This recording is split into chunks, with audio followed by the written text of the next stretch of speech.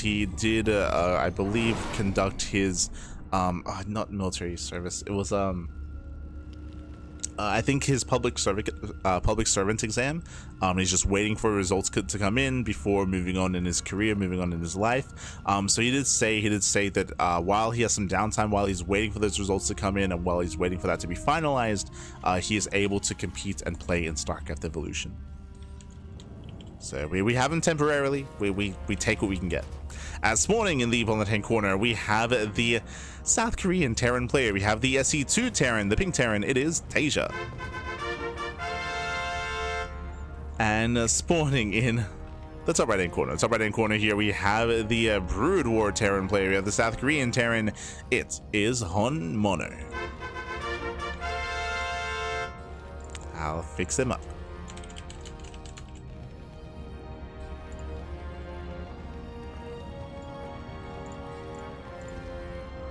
And there we go. Here we go. So we're getting into our TvT. HonMonO going CC first. Okay, so going for the passive command center here on Mothership, going for the CC in the main base. Very greedy build out of HonMonO. Meanwhile, Taeja going for something more standard here, as Taeja has yet to scout and confirm where HonMonO is. Neither player really. Welcome to Mothership. Mothership is a 3-player small map, but very large map. The map pool, long rush distance by ground, very open third base, very open fourth base, and also a 3-player small map. So our players are looking for each other. This is why HonMonO, he is one that can, or in general, you can cut corners, be greedy. It is a little bit risky just because it is harder to scout if your opponent's going for an all-in, but HonMonO is assuming that Taeja wouldn't all-in. So he's cutting some corners and rushing into that CC.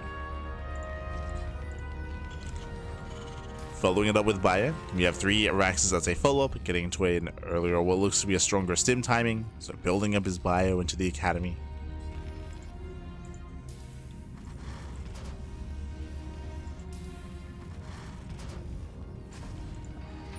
There we go. Speaking of, the academy is now on the way.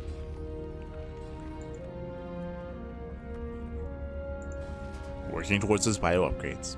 Meanwhile, Taeja back at home, just going rack expand, scouting, checking top left, and now scouting and checking top right.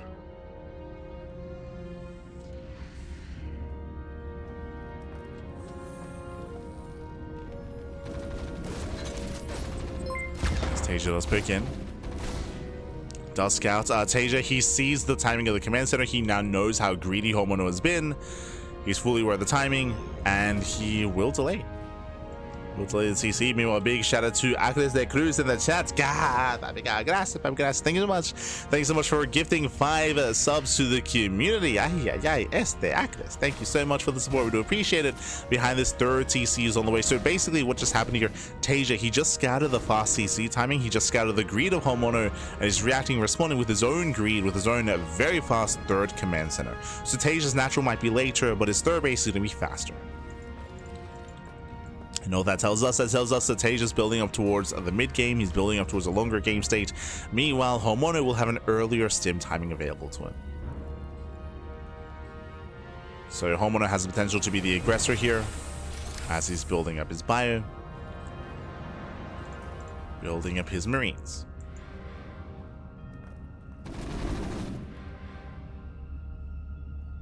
Just being a good sport. It's all good, papi. Como siempre, papi. Como siempre. Always here for SC.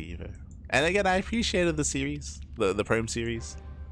As I mentioned before, like, I was most fascinated by game 1, by seeing Prome go double Stargate into charge and actually have it work quite well for him in a more standard game. Again, game 2 and game 3, they estaban payasos, papi. It's like, but it's fine. Taeja pulls away. Getting into his own bio tank, no mech, bear that in mind. The tank is set up, the bunker is ready. This is the sim timing here from HonMonO. He scans, he sees a tank, he sees a bunker, and HonMonO should not push. No shot, he should not collapse into this. No, it's 2 tanks. HonMonO is still rallying. Is working on U238 shells. Yo, that sound effect, it like sparks joy. the academy sound effect triggers like memories of playing the Brood War campaign, like 2003. Crazy.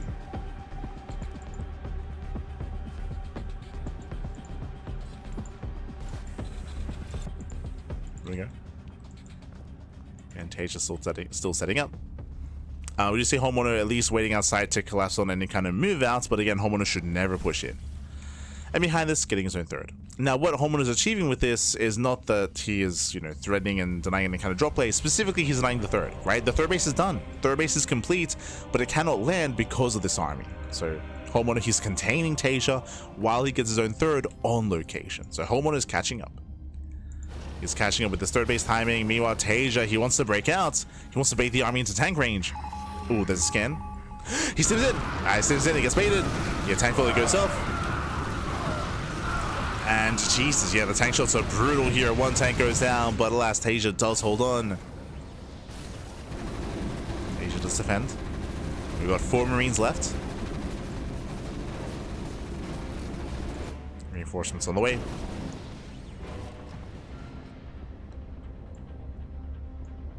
Once again, you can see Taeja just sneaking up on the bio army. Oof. Tank shot goes off. Taeja expands. HonMonO doesn't want to take this line down.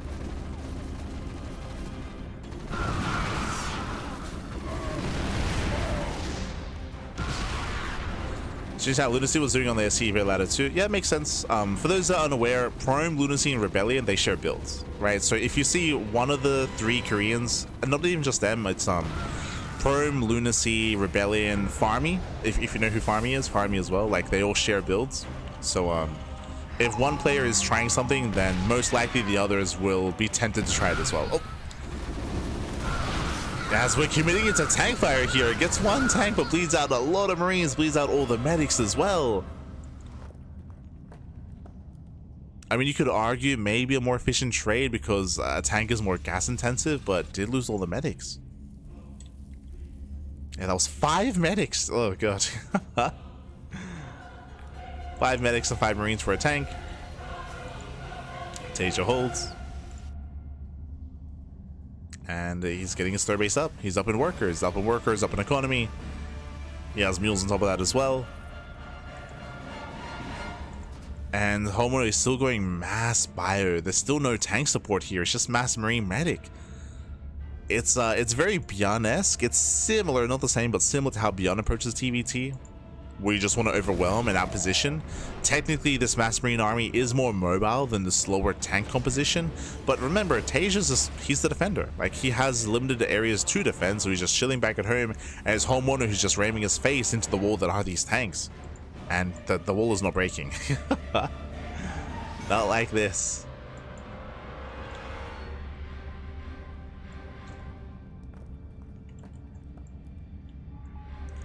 2:15 AM, time to go sleep. Ah, buenas noches, buenas noches. Get some sleep, papi, get some sleep. Trishish. God. Yeah, one day. Get some sleep, 3-6. Get some sleep.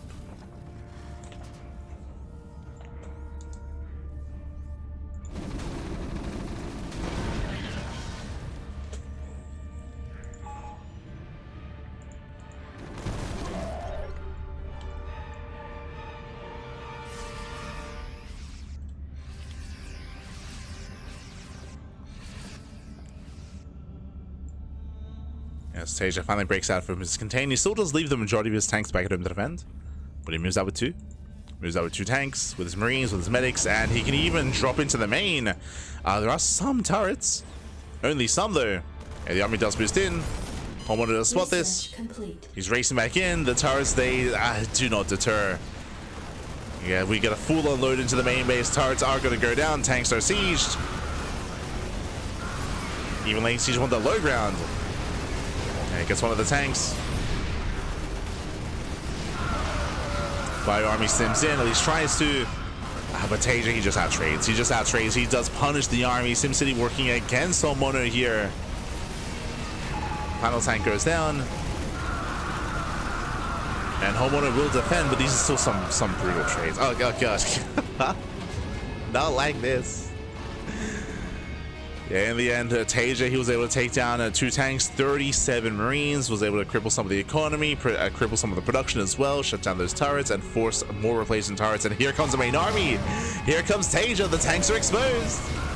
The tanks are on their own. He stabs in. He gets one. There's 1 tank left, and he's going to get it as well. Yeah, second tank goes down.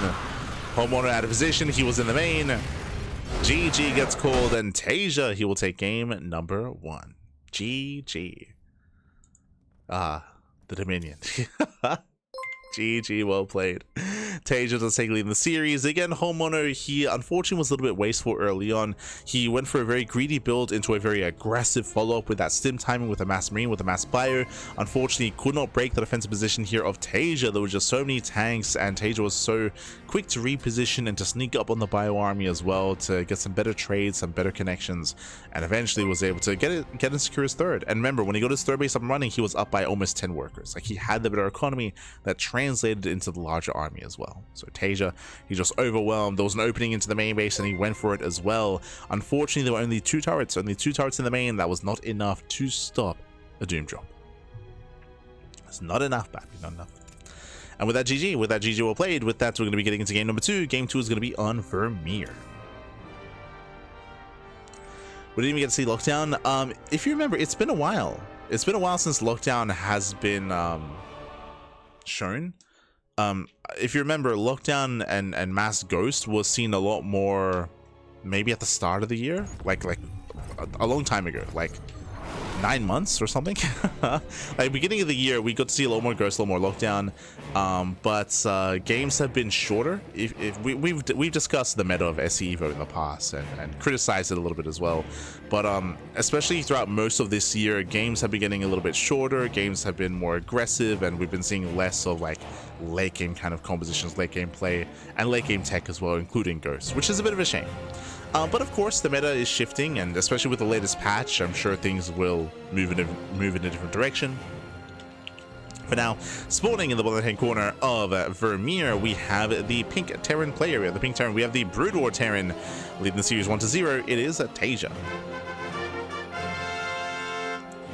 And spawning in the top right hand corner, we have as opponent, we have the red Terran player. We have the South Korean Terran. We have the SC2 Terran. It is HonMonO.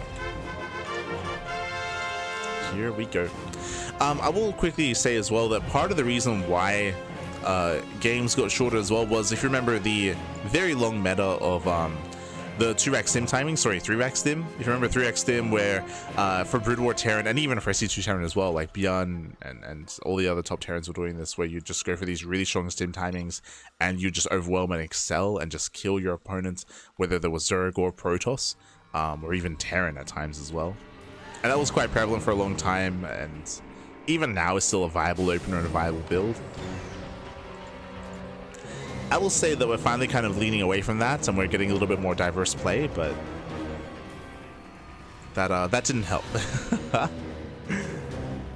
that style was so prevalent for so long.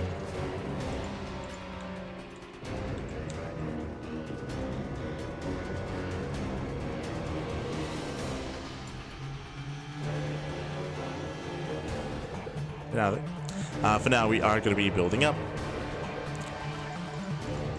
So far, Rax expand at Taeja, going for, sorry, yeah, Rax expands. With that, he's going to be building up and getting to his follow-up. Likewise, sorry, I think it was CC first out of Taeja. Meanwhile, double gas opener out of HonMonO. Double gas into a faster factory, a very aggressive build from our Terran player, very tech-heavy, going for a delayed expansion.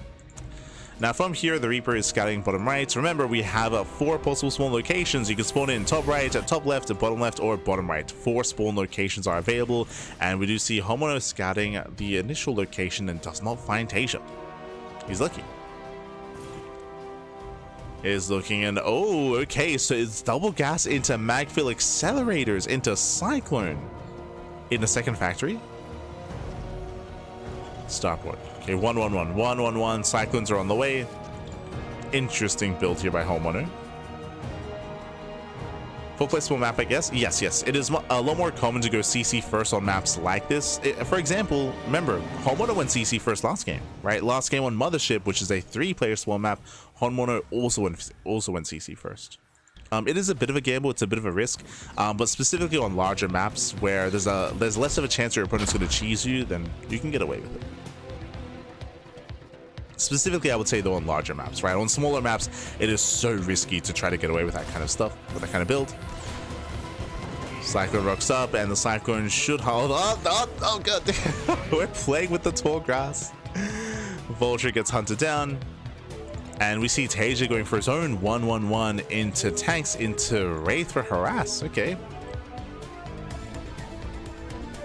This might be the beginning of mech. So I appreciate that we're seeing something very different here. Game 1, we saw HonMonO going into Brood War Bio, very heavy Brood War Bio.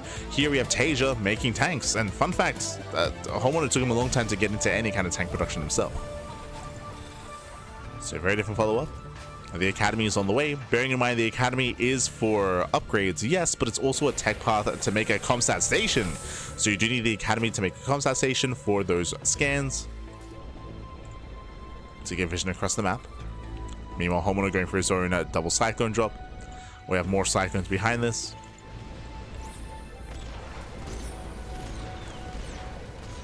Yeah, the Rax is floating, which means the Rax is going to go down, which means this was indeed going to be mech. So Taeja's making it up. Losing this Rax is brutal, though. He has to rebuild to make any more factories. So he's going to be stuck with one factory. Has to rebuild that Rax. Oh, as HonMonO is going into BC? What are we doing? So Magfill Accelerator Cyclones into BC production. Okay. Let's go. Taeja is going to be so down. Oh no! The Wraiths are somewhat in position. They go for the medevac. Oh no! Ooh, oh my god, does unload one Cyclone, the other not in time. Yeah, brutal loss there for HonMonO. His drop layer has been shut down. Yo, the brutal OST. And the scan, no, the scan does miss the fusion core. Checking the vision here again. Taeja, he scanned the main base. He saw the tech lab on the starport. But for all he knows, that could just be a Raven, or that could even be Banshee play. He has no confirmation that it is going to be BCs. Alright, floating racks as well, so also mech. Quote unquote mech. Scan on the third. Ooh, second starport. So we're going into mass BC production, mass Sky Terran. Second starport's on the way. Race, they try to cloak, but oh my god, they still get punished. Nice lock-ons, nice scan. Wraiths are deflected. More factories are on the way. And Taeja still does not know what's coming his way. The BC is back.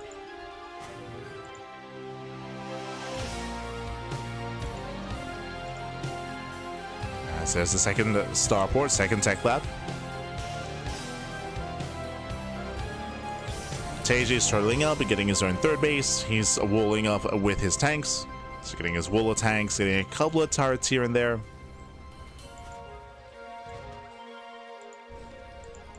Bearing in mind that, remember, Taeja, he did see the tech lab on the starport, so he has an idea of what's going on. But as we mentioned, it could still be a Raven, it could still be Banshee play. Oh!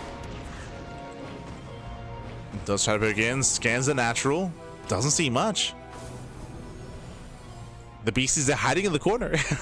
They're hiding.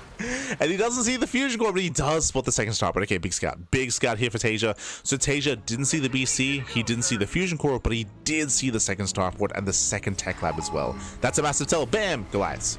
Yeah, bam, Goliaths are coming online. Now he confirms the fusion core. He knows exactly what's happening. We have turrets on the way, cyclones on the way, wraiths on the way. We have the upgrade as well.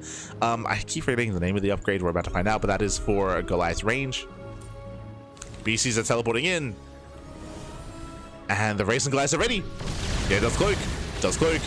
There's the scan. And can he chase down one of the BCs? He can. Gets one. Gets one BC. There's one left. There's no scan. Yeah, there's no scan. Free damage here from the cloak units. Race will chase them down. We need another scan, pappy. There it is. But it's too late. The BC falls. Massive pickup.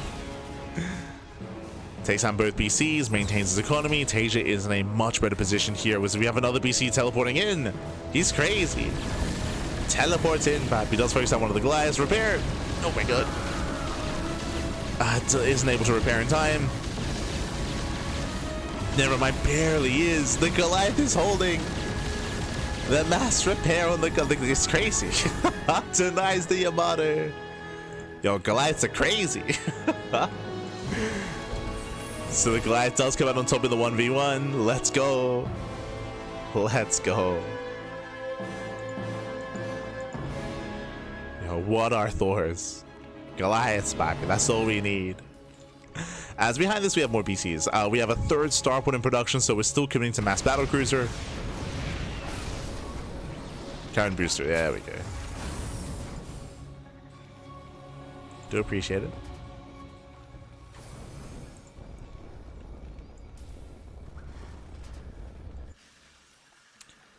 As we're building up more of our wraiths, we have ion thrusters on the way as well, embracing, you know, proper mech. Not forgetting about set vultures. Spider mines also research as well. And what I appreciate about HonMonO, you know what?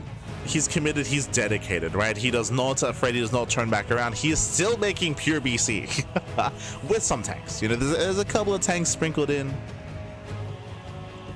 But it's going mass BC.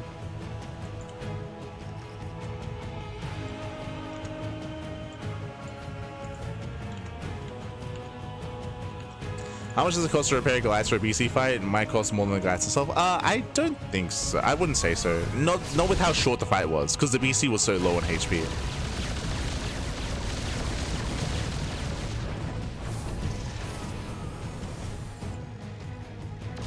If it was a longer fight, then sure, but it was pretty short.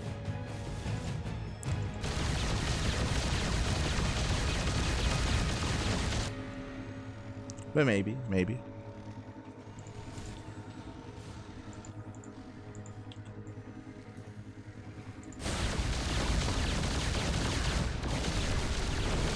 Gee, there are so many wraiths. We have 12 wraiths, Bappy. Meanwhile, the vultures, they wedge themselves in between the bases. Tanks do siege. We're lacking anti-air. We're lacking that anti-air. BCs are teleporting in. Yeah, the battle cruisers have arrived. Yamadas be popping up. The wraiths, they're late to the party. They're just now coming in. We need the wraiths back. And I was going for it. Jesus. The wraiths, they pick up some of the tanks. They're chasing the BCs. We have mass repair, but there are so many BCs and so many of them are low. Gets one. Gets one battle cruiser. Gets a second. 2 battle cruisers left. And the BC does tank. Mass repair is helping. Oh no, the vultures. Yeah, vultures come in. BC, oh, barely survives. Just barely. Repairs are pretty good. Repairs are pretty good with that. HonMonO, he does hold on, does survive. That was a lot of wraiths being thrown away. That was how many? That was 9. That was 9 wraiths being thrown away. Oh, Miss Rally. Miss Rally! No! Miss Rally's in.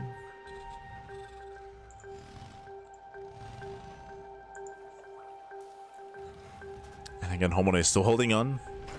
Still unfazed. Unfortunately, HonMonO, he has no upgrades. So these are still going to be 0-0 BCs, but hey, he's still just building them up. More BC. Thankfully for Taeja, this does make it a little bit simple when it comes to how to react and how to respond. As you respond, 3 more starports. Going to be 6 starports in total. Making mass raid. We have +1 ship weapons on the way to help out. Getting into those 1-1 upgrades.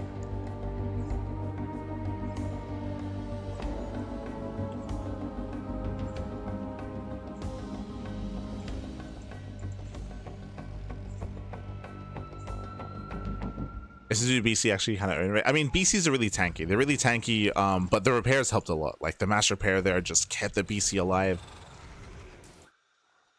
Bearing in mind that Taeja does have the greater economy, so even if these are quote-unquote inefficient trades, Taeja has a bigger bank to work with to rebuild, to remax, and to build a greater army. You can see that Taeja is almost maxed. Like, Taeja is almost maxed out, and he'll be maxing with Mass Wraith, so he will be able to ideally overwhelm the BCs. And my apologies, he's going Mass Wraith into his own battle cruisers. Let's go. We're gonna get BC versus BC, the old versus the new. BCs are coming. Bearing in mind the BC has been changed quite a lot, and I can't quite recall the latest patch, but the latest patch did adjust the BC numbers. BCs, I know that they were arguably a little bit overtuned, just to help compensate the immobility of the BC. For those that are curious, the Brutal Battlecruiser is less mobile, right? It doesn't have tactical jump, it doesn't have teleport like the SC2 BC does. So because it's less mobile, they typically do compensate with more armor, more HP, with just a bit of a beefier kind of setup. But I do know that they maybe like overtuned it a little bit, and they did pull it back a little bit because of that. So I know that BCs they've been tweaked quite a lot over the past like couple of months. I want to say like the last 3 patches have like adjusted BC numbers time and time and time again.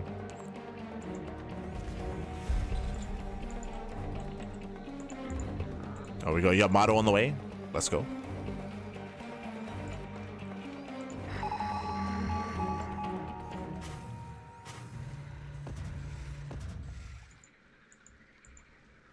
With the strong single target attacks, kind of like the way that you would approach the fights. Remember, the SC2 BC is more mobile, so what you would do is you would engage, you would mass Yamato, and then teleport away, right? So you get your Yamatos off, you teleport away, you repair, you recover, and then you can engage again, right? And I would argue that with the SC2 BC composition, you do want to go for more hidden run tactics sort of thing.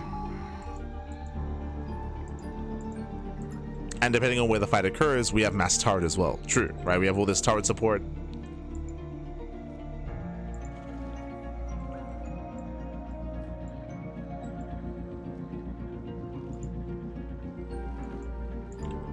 But I would agree with you though that like if they're forced to fight head on, if they're forced to clash into each other, I'm pretty sure the Brutal BC should come out on top. Upgrades are also in favor of Taeja.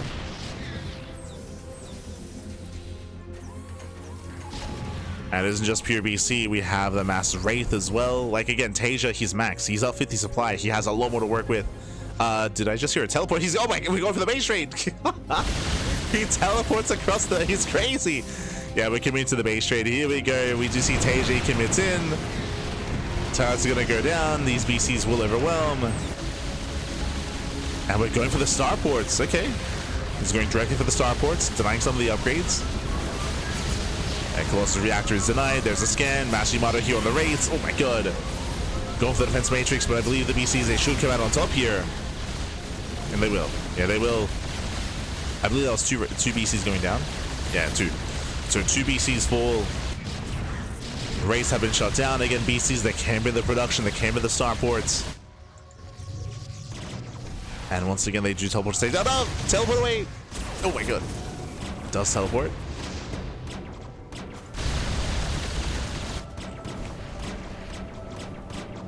It does teleport out. And once again, is mobility greater here in a base trade? The problem is that there's a lot of bases to trade, right? And we already rebuilt all the starports. Look at this! Taeja throwing down a ring of turrets bottom right and a ring of starports top left. Again, Taeja has just so much money and so many bases. On the one hand, yes, he's losing his main. Doesn't matter, he's already rebuilt his main. Like he's got his main somewhere else. Just built it back up.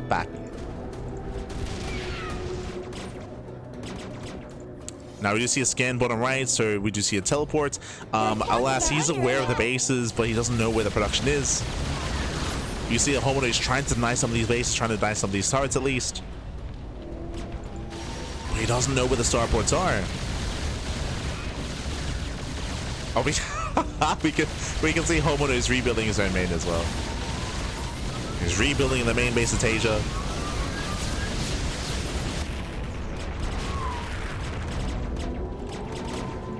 Pew. The sound effects. They're great.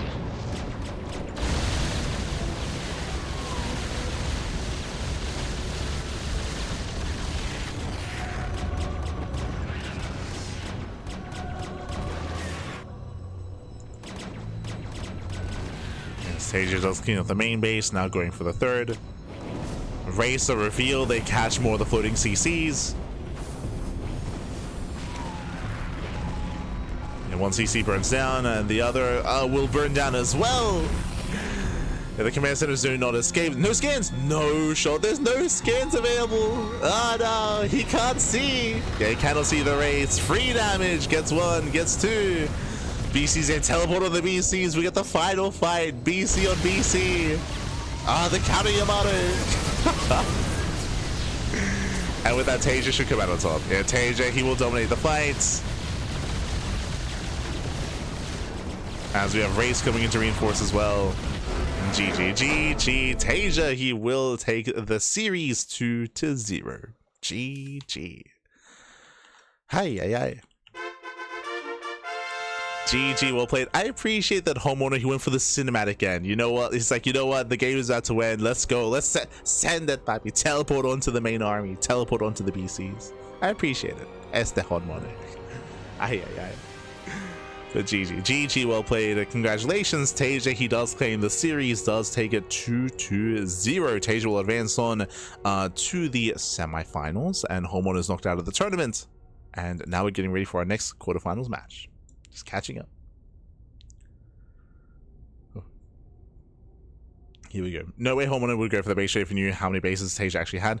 Yeah, I mean, I for the most part I agree with that, in the sense that there's a higher chance for HonMonO to take a better fight with his turret support, right? With his ground support, referring to with the defensive advantage, you have your turrets, you have the boys to pull for repairs as well, right? You have your own production that can help support your army. Like, you could definitely argue that maybe there was a better chance there for HonMonO if he had stayed defensive, just because of the map control that Taeja had, right? Just because on the one hand, HonMonO, he was successful in his quote-unquote base trade where he camped the production, he killed the starports, but because Taeja was so rich, because he had so many more bases, he just rebuilt the starports, right? Like, it wasn't really an issue, right? He could just rebuild the starports, build his production back up, and then take it from there.